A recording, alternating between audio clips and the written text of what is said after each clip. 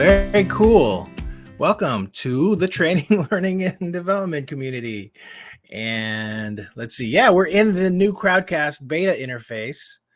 I got allowed in to test this thing out, and there is a lot to it, which I'll probably go talk about a little bit later. But it's definitely different. In fact, I was just I think I'm a minute late because I was playing around with some of the stuff in here. So let's see. Oh, and there's some comments from Kim, Christiana, Trish Ward is here. Great to see you. Let's see. And I'm going to do my thing where I'm going to also take a look to see who else is in.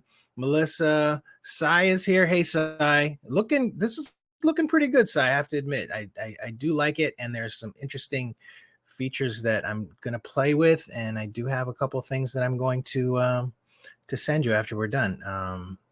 Some things that I noticed. But anyway, thanks everybody for being here. I'm going to go over kind of the 2022 event schedule. I've never done this type of a discussion before where I talk about what my upcoming plans are. Mostly because I think, especially for the last couple of years, I couldn't really plan out the year given all the challenges we've had with the pandemic and such. But I do think that for this year, I wanted to be a little better about that and just be a little more ambitious. And so yeah, I'm going to go ahead and go over that. And I do have slides. Let's see. And hi, Melissa. Yes, excellent. Okay, so let me just get into that because we'll just be here for 30 minutes and and I'm just going to share some of this info with in Crowdcast where you can actually upload slides. And I'm digging it. But when I went back to look, I didn't see them there. So let me know if you guys can see that 2022 event schedule and make sure that. Thanks, Melissa. All right.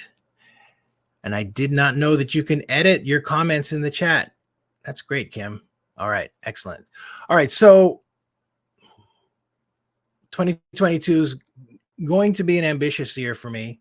I'm going to be doing a lot of things that I've never done before and trying to kind of just maintain a steady flow of great events for everybody in the community. And I'm just going to go over that. Not completely done with planning, but we've got, we've got a lot going on. Really, like when I had wanted to, when I was sort of mapping out this event schedule, the things that were priorities to me were just making sure that the TLDC is just helping people stay focused on their work, stay focused on their career. And, that means bringing together topics that are relevant and that are interesting and that people want to, that can help people. And, and of course, a lot of you know that I also focus some of my efforts on things that might be even considered more on the social justice side, things that maybe I don't feel like are emphasized enough in L&D, and so you'll see that in the schedule as well, and kind of stealing a little bit from where I currently work at O'Reilly, doing work that matters. That's really important to me. Is I have to feel like I'm contributing something that is that has some meaning, and so as we look through the schedule, you'll sort of get a hint of that a little bit. Let's see here. All right. So first quarter already, we started out the year with a bang. We did 2 events just this past January. The Road to L&D from teaching to instructional design. That one was huge. We had over 700 people register for that one. And then also writing for instructional design, which was a fantastic event. I really loved it. Kim Lindsay was one of the speakers who's in the audience now. Kim, you're fantastic. Both those events, I have to tell you that January is easily the busiest month that TLDC has had for any of the virtual events. It was great. I did find myself working a lot more than I have in a while, probably doing 10 to 12-hour days, including my day job. So that was tough, and I'm kind of having to work on slowing down a little bit now, but it felt really good to be creating something that was, I think, helping people. And it felt like that first event was having a positive impact and helping guide folks that, from teachers, people that are in education that were looking to instructional design, helping guide those folks in the right direction. And whether or not some of them are going to actually stay in L&D, I'm hoping that event just sort of helped define that for them. And then now coming up in the next couple months, we have, at the end of this month, we have an event called Exploring Freelancing. That's on February 25th. I've got all the speakers booked for that one. The program is coming together. It's just have a couple sessions that are missing. And once that's done, I'm going to have that fully launched and out for everybody to sign up for. That one is going to be another free event. So I almost look at that as like a part 2 of the From Teaching to Instructional Design event, like another road to L&D one, like whether or not you should become a freelancer. So I'm looking forward to that event as well. And then March 5th, the Women in L&D event, that one is in the works as too. I have a nice little program committee that is working on that one. I'm very excited to see what they come up with. And that one will be a free event as well. And I can't wait to see that. There's some really interesting ideas that are coming up for that. And I think I know we did one last year, and we've kind of touched on that theme throughout TLDC the last few years. And I think it's an important one. I'm looking forward to seeing that one come to fruition in March. All right. So let's see here. Now, moving on to April to June, I'm going to put together for April. I have an authoring tools summit that I'm trying to formulate, and nothing programmed yet for that, but that I think is important. This isn't something that I've done in the past, but I think it is going to be. It's something that I would like to have under TLDC's belt, where we talk just about authoring tools. And I definitely know a ton of people that focus their energies on creating e-learning and doing that. So you can look forward to that in April. Then I'm working on a community show and tell, which is an idea that Nick Floro had last year that he sent in. And I love the idea. Many of you know that when I used to work for the e-learning guild or the learning guild, and would help with, build and support the demo fests that they had there. And I always love that event. And so I'm kind of thinking of it in terms of like a mini demo fest. And I don't expect this to be I don't know how many people are going to participate in a community show and tell, but I'm going to give it a try. I know when we started Demo Fest, it wasn't really, the first year we did that, I think we had about 20 people way back when, 2007, 2008. And, I'd be happy if I get 10 people for this community show and tell, but we'll give it a try. And so all of you out there, if you're interested at all in having a table like that in the virtual platform, participate. It should be fun. And then, of course, in June, we're going to have the Accessibility and Inclusive Design Conference. We had the first one last year, and that was incredibly successful. We had over 1,200 people register for that. And that's an important one, too. I learned so much from that. I took away so much from that. That particular event is still, the recordings are regularly viewed for that particular event. So we're going to do that again because it just needs to be out there. All right, let's see. I'm just kind of checking out chat. Lisa's in. Hi, Lisa. All right. And then for July to September, I'm going to do one on micro-learning because there's just some demand. People ask me a lot about that. And I think July might be a good month. Give it a, sort of like a, some space, but after the Authoring Tools Summit and the show and tell, do one on micro-learning. I'm hoping that July will that micro-learning event might get fed by those previous two events so that I can make it a really strong one. It's probably not just going to be about micro-learning, but I do think that it'll be fun to do something like that in the summer.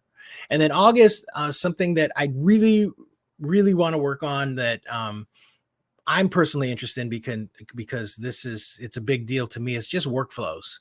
And that's something that I'm always curious about with people whenever I talk to them about how they do their work, like what their workflows are. And I'd love to explore that more. And so I just put that in. I kept on I crossed it out because I'm like, is anybody really interested in it? And I am, and I'm hoping other people are.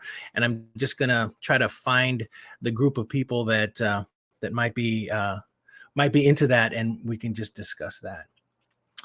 All right. And then September, I need to do an analytics one, and I have the right people sort of engaged that I'm going to try to pull that out for early fall. And then when we get to Q4, that's when things are still kind of TBD, right?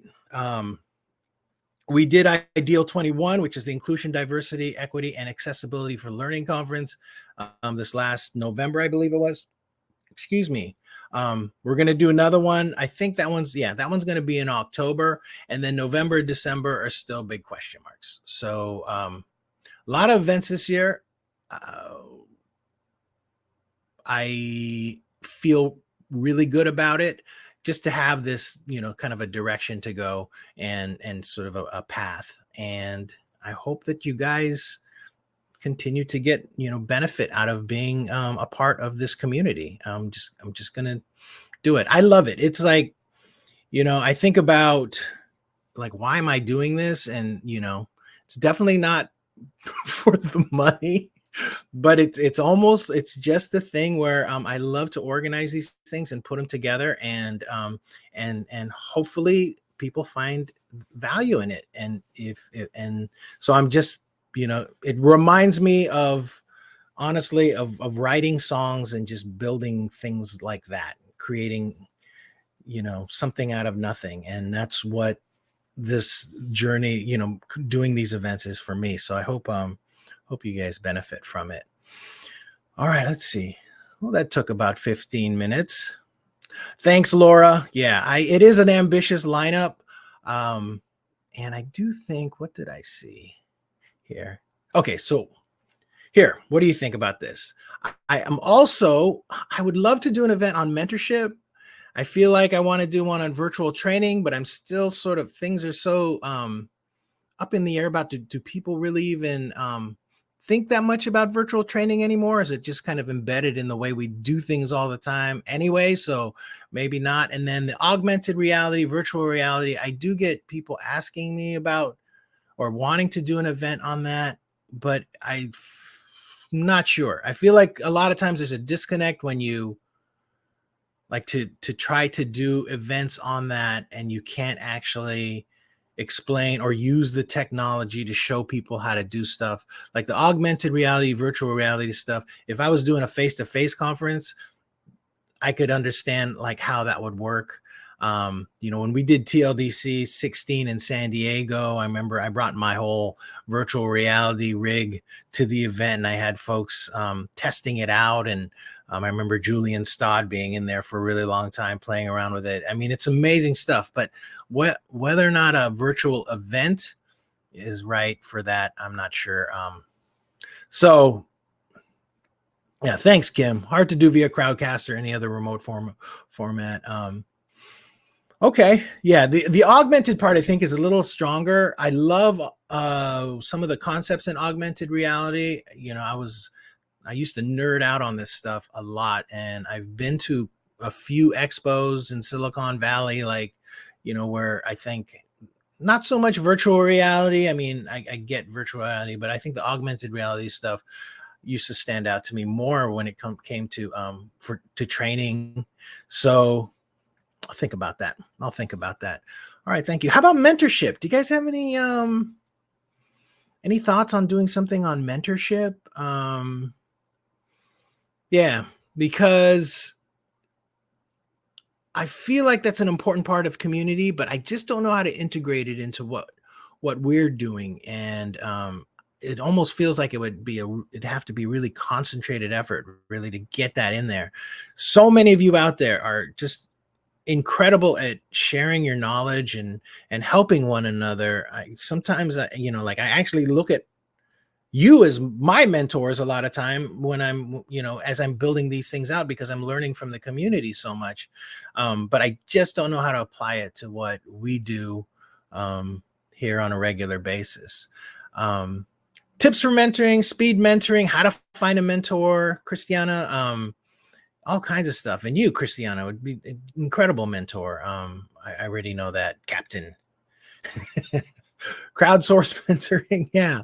So if you guys have thoughts on that, maybe that could be another something event, maybe something different that we do. But yeah, keep that in mind. Keep that in mind. And let's see here. What else do I got here? Oh, yes, of course. And so our weekly broadcast schedule, I'm going to continue doing the member showcases. Of course, I love those so much. In fact, January was so busy with membership. It's hard. I haven't even been able to wrap my head around how to, I have to do another round of messaging everybody, say, come on, let's get introduced to the community. This is super fun. So more member showcases, and then looking forward to Lisa and Monique doing their intersections in learning broadcasts. And then of course, every once in a while I have like what I call them flash topics, where people come in and just guests that I either find them somehow or they reach out to me with an interesting idea, like Danny Ortegon, who I don't know if he's in the audience right now, but I can't wait to see if we can talk more. There's a lot of people that I just love discussing some of these things with, and I'll continue to fill those in here and there. And then the members that have been a member for over a year that have already done showcases, I'm trying to figure out a way that I can get those folks to do a follow-up broadcast. And what will that be about? I don't know. Is it catching up with Kim Lindsay or something like that? For ways to try to integrate that in, because I do think that part of what is important in the community is just continuing the conversation and seeing how we grow and build and yeah, it's just keeping up with each other. So that's a fun part of it. All right. So, and I also wanted to talk a little bit about some things that I'm doing that's new, a little bit different. I think the last 2 years have been so unsteady. It was hard for me to want to try to establish any real infrastructure, because I didn't know. I had to just stay as fluid and dynamic as possible, just because things are changing. I think that the ground is becoming a little more solid. So there's some more systems that I'm building to help create content. Some of you may know, I'm not sure, like Lisa knows that I'm trying out Miro as a way to build program. Lisa is part of the Exploring Freelancing group that is putting that together. And so, she's a speaker on there, and I'm using Miro with their little sticky notes. We're going through topics and such. So I'm looking at tools like that. I have a few other things that I've picked up, kind of software as a service types of things to help with collaboration. And I'm going to try to just integrate that, because to build all of these events, I need to have a support system and a workflow to help me, so that I don't drive myself crazy. I'm trying to keep up with everything all the time, and that's something that I love doing, is building systems. And so that's what's happening right now. And I can't wait to show them off to you. Yeah. Other things I want to do is I do want to engage more vendors. I feel like that's just something that for 2022, I want to bring in more folks from the vendor side of things. I think in L&D, vendors kind of get a little bit of a bad rap. That's always how I've seen it from my early days, been in this space for 15 years. And, I used to build out expos, and it felt like people kind of had just this love-hate relationship with vendors. They don't want to get sold to and marketed to and all that. But a lot of times the vendors that I engaged with were just some of the most knowledgeable, friendliest, loveliest people in the world. But they were so passionate about L&D, they built a product, but then all of a sudden they're in the expo and kind of looked at sideways. So I do want to bring some in. And historically, I've had some really cool people show up from in our TLDCasts that were a lot of fun, and I want to engage more with those folks. So I hope that's okay with you. And with that, seek more sponsorship, generate some revenue, just so that I can maintain this ambitious schedule. I am going to need some help. And believe it or not, I do go out and find people on Upwork and find people on Fiverr to build things that I just don't have the time to do myself. And so I kind of just need help with that. January was really, really busy. And what I'm going to do is with some of the revenue generated, then I'm working on the website, because I have so much content and I'm not distributing it effectively or putting things in the right place so everyone can go back and check out this recording or that recording. It's hard to find. And so, I need some ways to be able to find some help. And speaking of which, I think that's my next slide, how you can help. I am terrible at asking for help, and people have tried to help me, and I've been like, yeah, you can totally help. And then I just don't do anything about it. And it's not because I don't need the help or don't want the help. It's because I don't know how. I just truly don't. And I just sort of am walking this tightrope of just keeping up with stuff. I don't know if any of you can identify, but that's my story. If you want to help, let me know. I love talking to everybody. In fact, I had a conversation yesterday with somebody who wanted to help TLDC, and I'm like, yeah, what can you do to help me? And like it's somebody else, John Labiento, who I had a broadcast recently with Heidi Kirby. He had reached out to he wanted to help TLDC, and what I ended up doing was just having him interview Heidi Kirby for a TLDcast. To talk about being a teacher moving into instructional design. Somebody else, let's see, Stephanie Diggins, and I don't know if any of you are in there, had Stephanie. I'm going to have her come in to help with the freelancing conversation. So yeah, thank you, Kim. Yeah, even describing what I need is another task, and it's just all over the place. A lot of it I can definitely handle, but I just terrible at figuring it out, and hopefully that'll change soon. But I'm just happy that all of you are here. Okay, and I think that is pretty much it for my slides. Yeah, there you go, Kim. All vendors should be like TechSmith. Yeah, Matt Pierce is so wonderful to deal with, and that's it. All right.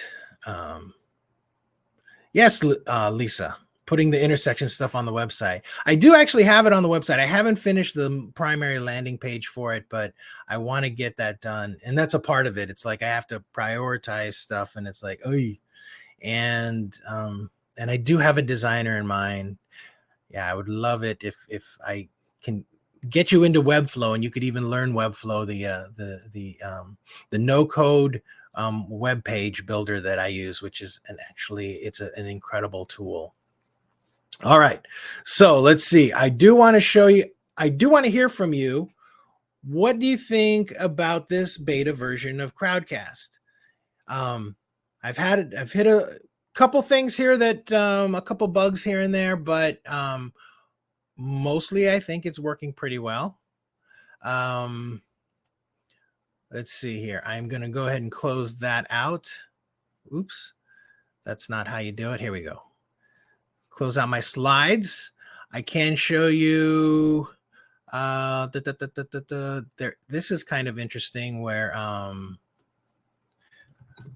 can put the training, learning, and development. Oops. Check this out. This is pretty cool. Lower thirds, show. I can do that kind of thing now. Overlays. Isn't that great? All right, so I'm going to hide that. And there's some other things that I haven't really explored, but I can add stuff, more branding. Oh, here's a video. Let me see if this will work. All right, so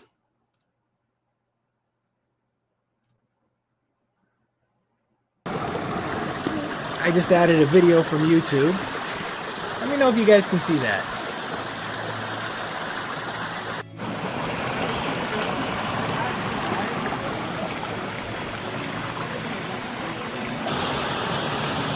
Oops, and I can't get back to...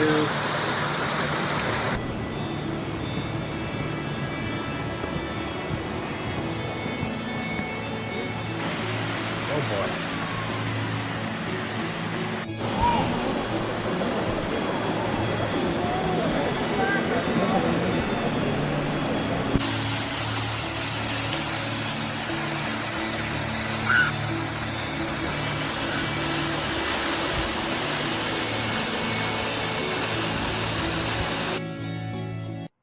Okay, that was just great. I'm glad you guys can see that. Very cool. That was just a video from when I was visiting my mom in Lompoc, and now I'm going to try to close that out. So delete, and now I don't really know. There it goes. Remove from stage. That worked pretty good, didn't it? All right, now I have to get back to chat. Thanks, Lisa. Let's see. You can also open the stage if you want anyone from the audience to walk up to talk. Yeah, I did see that, Sai. Thank you. If are any of you interested in testing that out? If you are, let me know, and then we'll end it from there. I would love it. And I know I saw that feature somewhere. Where was it? Here we go.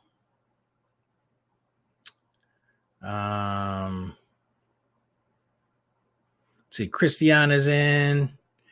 If anybody's interested at all in jumping up on stage and trying that, let me know. Okay. We'll have to test that some other time. All right. Okay, with that, I'm going to go ahead and wrap it up. We've got, that's been about 30 minutes. I hope that was helpful. As all of you know, it is a kind of an ambitious schedule. 2022, hopefully TLDC will be one of those places, one of those many places I'm sure that all of you go to stay focused and spend your time and find ways to get better at what you do. And of course, I'm just so grateful that you're interested in participating and that you regularly show up and are a part of this community. Thank you so much. And we're just going to continue on. More events coming up. I actually have a much larger schedule. I'm trying to figure out like when we might migrate to this version of Crowdcast. Maybe that's something I can message with Sai or some of the folks there to see like whether or not this is like when would be a good time to try to make it a regular part of TLDC. But really glad you folks were here to help test out this new beta version. It looks really, really wonderful, and kudos to you, Sai, for revamping this interface. It looks great.